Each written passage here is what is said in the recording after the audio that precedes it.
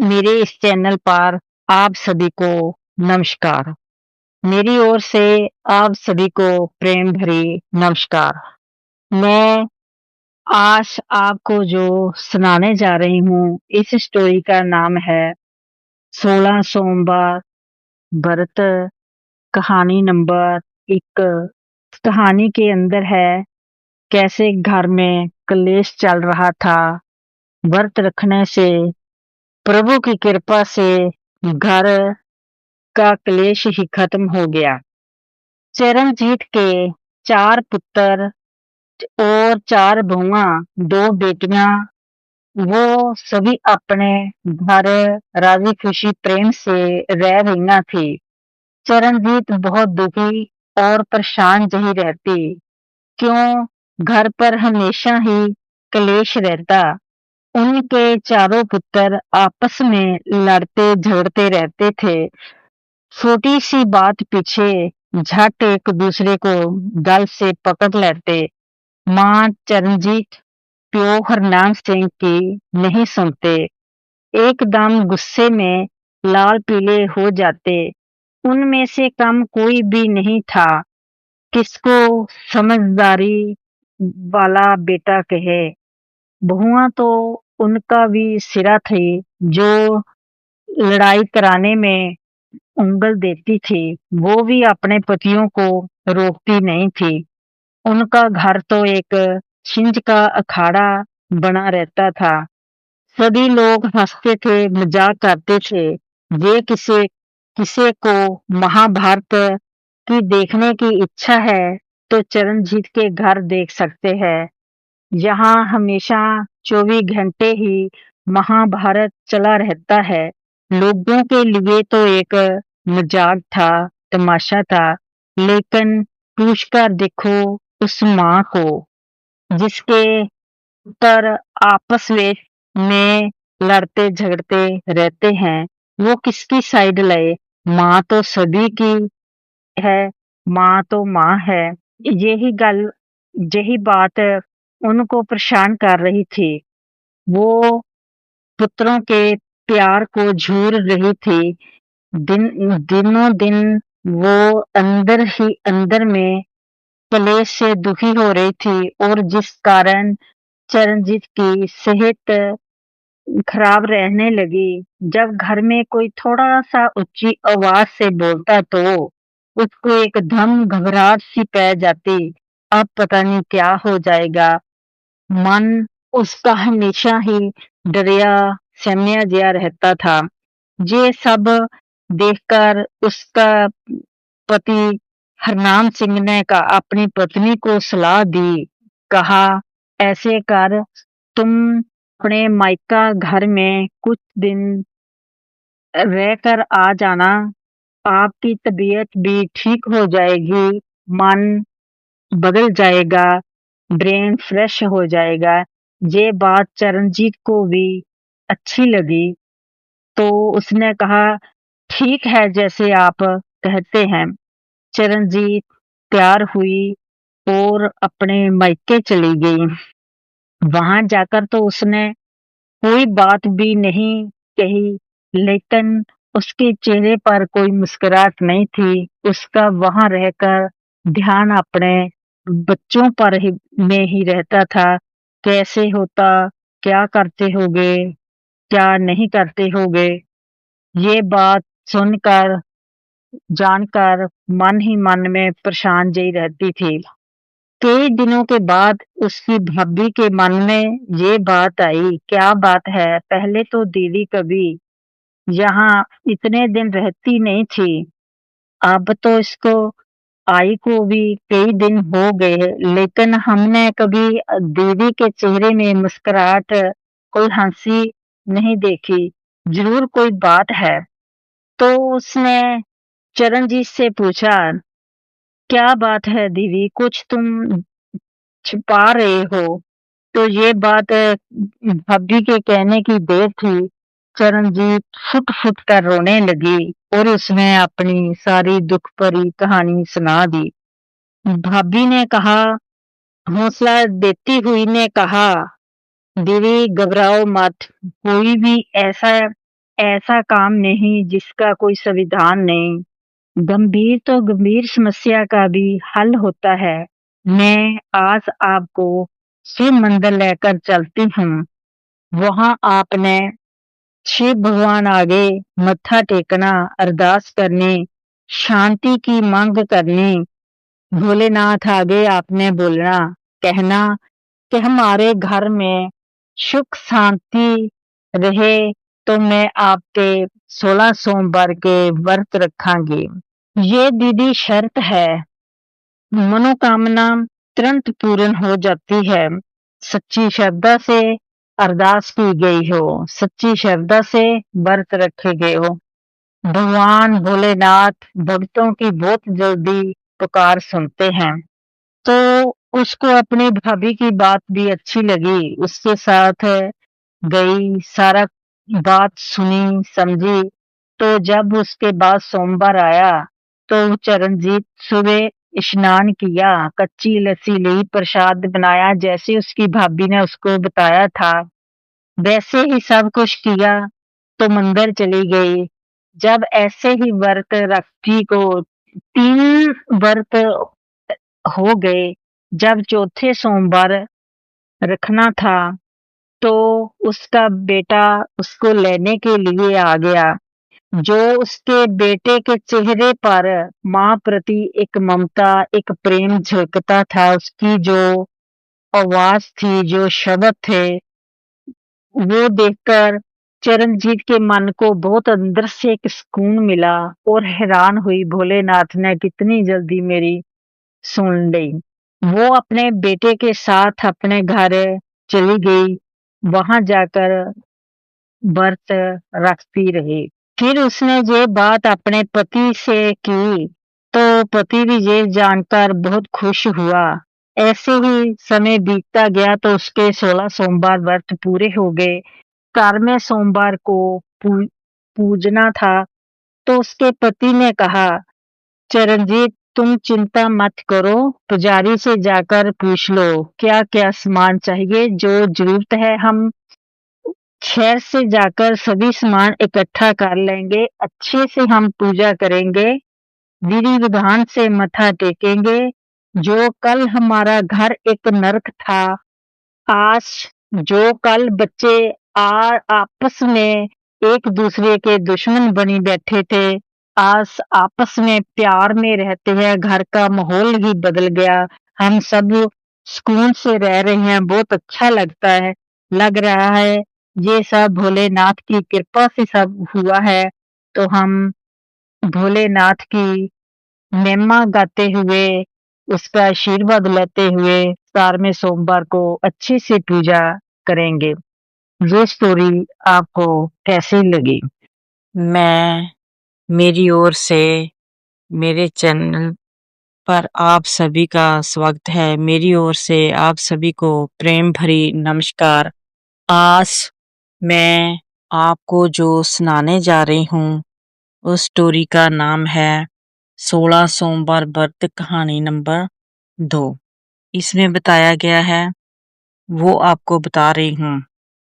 टीना का पति काफी लंबे समय से बीमार था। उन्होंने काफी इलाज कराया, कोई डॉक्टर वैद्य हकीम नहीं छोड़ा, लेकिन उनको कोई भी फर्क नहीं पड़ रहा था। वो ठीक नहीं हो रहे थे, वो चल फिर बोल नहीं सकते थे, ऐसे ही बिस्तर पर था, इसलिए घर वालों को बहुत परेशानी थी। वो इधर उधर कहीं नहीं जा सकते थे। उनको अकेले छोड़कर घर पर कहीं किसी रिश्तेदारी में ब्याह शादी पार्टी प्रोग्राम कहीं कुछ हो जाना हो तो परिवार में एक को घर देखभाल के लिए रहना ही पड़ता था। टीना को हमेशा यही लगा रहता, मैंने पिछले जन्म में पता नहीं कौन सा माड़ा कर्म किया होगा, इस जन्म में जो मुझे ये सजा मिली। एक पति पत्थर की मूर्ति की तरह बन गया, इशारे से बात करता। कई बार वो भी इशारा समझ नहीं आता तो गुस्से में आ जाते, रुस जाते। कभी आसानी से समझ जाते हैं हम, कभी वो कहना कुछ और चाहते तो इशारा कुछ और कर देते। बहुत परेशानी से जिंदगी चल रही थी, लेकिन टीना बहुत धार्मिक विचारों वाली थी, प्रभु पर भरोसा रखने वाली, परमेश्वर पर यकीन करने वाली। इसलिए उसने उस पर ही छोड़ दिया। वो सोचती जो हो रहा है, जो होएगा उसकी इच्छा से ही है। एक दिन ऐसे ही टीना को रात को सपना आया। सपने में कुछ दिखाई तो नहीं दिया, सिर्फ आवाज ही सुनाई दी। टीना, तुम इतनी दुखी क्यों होती हो? 16 सोमवार के व्रत क्यों नहीं रख लेती? जाग जानते वो अपनी सास के साथ बात करने लगी। ऐसे ऐसे मुझे रात को सपना आया। तो उसकी सास ने कहा, बेटी व्रत रखना तो अच्छी बात है, तुम 16 सोमवार के व्रत की तैयारी करो, शुरू करो रखना। अगर इसका कोई फायदा ही नहीं तो नुकसान भी कौन सा है? हो सकता है जे परमात्मा का ही हुक्म हो। बेटी, मेरा आशीर्वाद हमेशा तेरे साथ है। टीना घर से मंदिर गई, पुजारी से बात की, 16 सोमवार के व्रत की पूरी विधि यहाँ से जानकारी लेकर आई और उसने व्रत रखने शुरू कर दिए। जैसे जैसे वो व्रत रख रही थी, वैसे वैसे उसको फर्क लग रहा था। टीना को यकीन था कि इस व्रत का असर होएगा। क्यों? उसके दिमाग में बार बार यही बात घूम रही थी। जब वो मंदिर में गई थी तो जो पुजारी था वो देखकर टीना को मुस्कुराया और कहने लगा, टीना बेटी, तू आ गई। मैं तो तेरा बहुत समय से इंतजार कर रहा था। टीना तो खुद हैरान हुई कि इसको कैसे पता कि मैं आने वाली हूँ जब मेरा नाम टीना है। उसने कोई प्रश्न नहीं किया, चुप रही, फिर दिमाग में सोचती रही। तो घर आ गई, भूल गई इस बात को। कभी कभी याद आता तो सोचती पुजारी ने ऐसे कहा था, उसको कैसे पता चल गया। जैसे जैसे वो व्रत रख रही थी, वैसे वैसे उसके पति की तबीयत ठीक हो रही थी। जब उसके 16 सोमवार पूरे हो गए, उधर उसका पति अपने पैरों पर चलने लगा। शिव शंकर की कृपा से ये एक चमत्कार था। फिर 17वां सोमवार को टीना के मन में आया, हमने कितना इनका इलाज कराया, तो दवाइयों पर भी हम पैसा लगाते थे, क्यों ना हम अच्छे से पूजन करें। उन्होंने खूब अच्छे से लंगर लगा दिया, पूजन किया। लोग आसपास वाले मजदूर, आसपास वाले लोग सभी आकर खाना खा रहे थे और पेट भर खाना खा रहे थे और भर भर घर को भी ले जा रहे थे। सभी की आत्मा तृप्त हो रही थी। टीना ने पुजारी से पूछा, मंदिर में आपके अलावा कोई और भी पुजारी है? उसने कहा, नहीं, मैं तो अकेला ही हूँ। तो टीना ने कहा, मैं व्रत की विधि के बारे पूछने के लिए आई थी। उस समय मंदिर के अंदर एक पुजारी बैठा था, उसने ही मुझे सब कुछ बताया था। तो पुजारी हंसता हुआ बोला, फिर वो खुद भोलेनाथ साक्षात आप ही होंगे। वो कभी कभी किसी को दर्शन देते हैं। धन है भोलेनाथ, जो आपे ही अपने भक्तों को बुलाकर उनके कार्य पूरे कर देते हैं। उनकी लीला वो ही जाने। सभी भोलेनाथ का जयकारा लगा रहे थे। शिव शंकर भोलेनाथ की जय।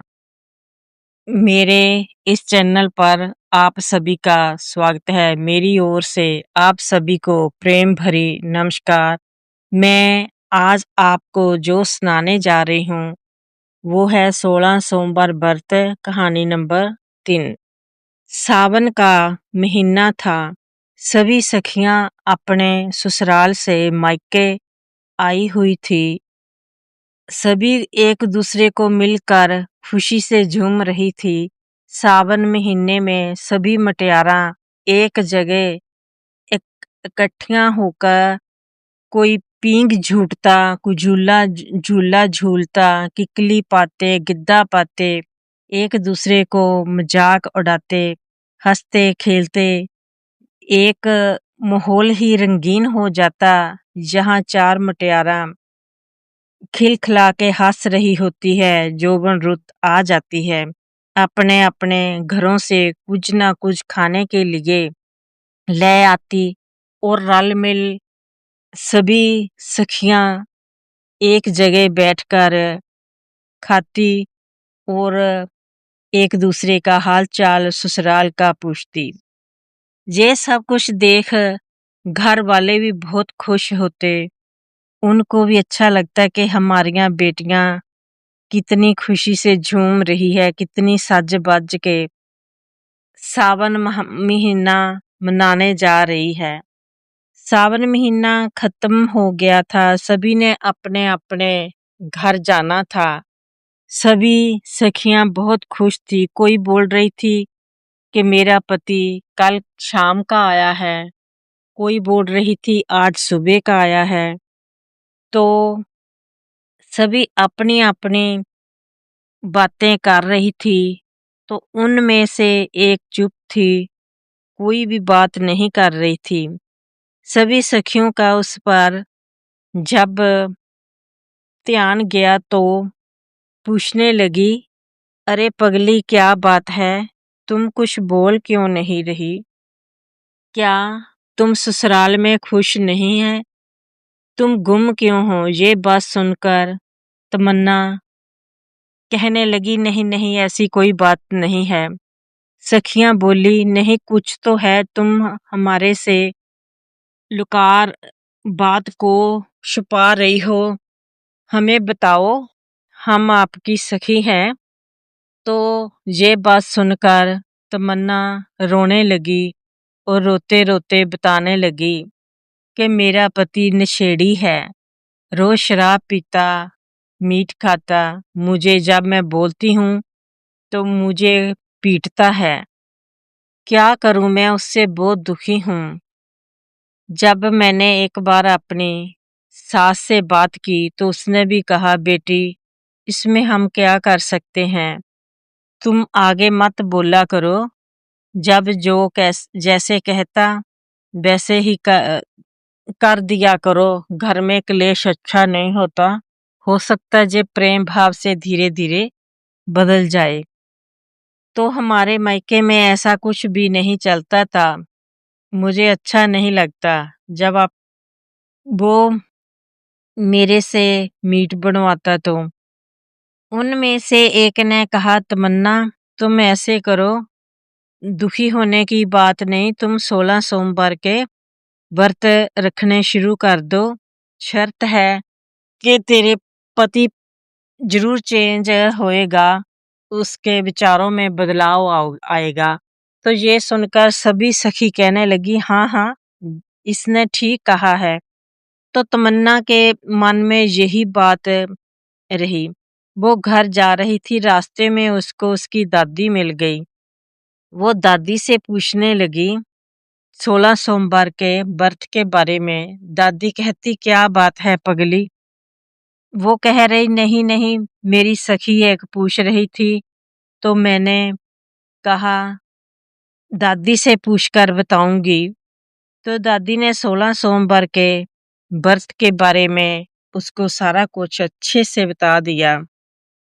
तो घर आई तो उसकी सास उसको लेने के लिए आई हुई थी। वो अपनी सास के साथ चली गई।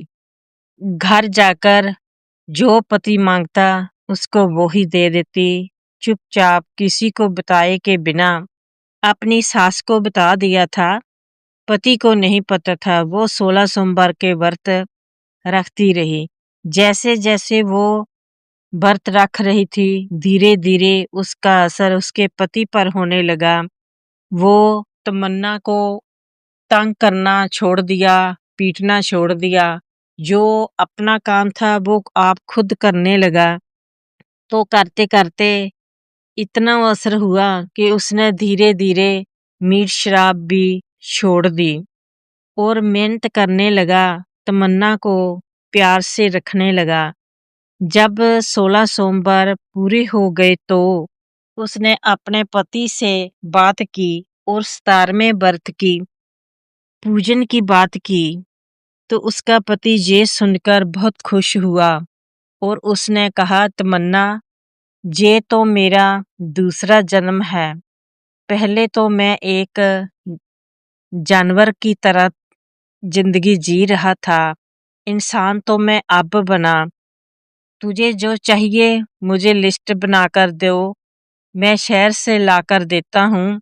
मैं भी शिव मंदिर जाऊंगा, आपके साथ मत्था टेकूंगा और शिव शंकर भोलेनाथ से मैं माफ़ी मांगूंगा जो आज तक मैं तुझे परेशान करता रहा, तुझे तंग करता रहा। आगे से ऐसा कुछ भी नहीं होएगा।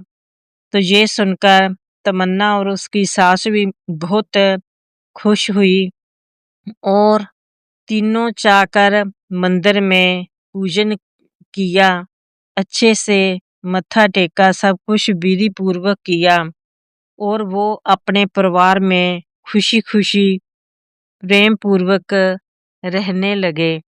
ये है भोलेनाथ की करामात। जब कोई सच्चे प्रेम, सच्ची श्रद्धा, सच्ची भावना से उसको पुकारता है, वो जल्दी ही सुन लेता है, सभी की पुकार सुनता है।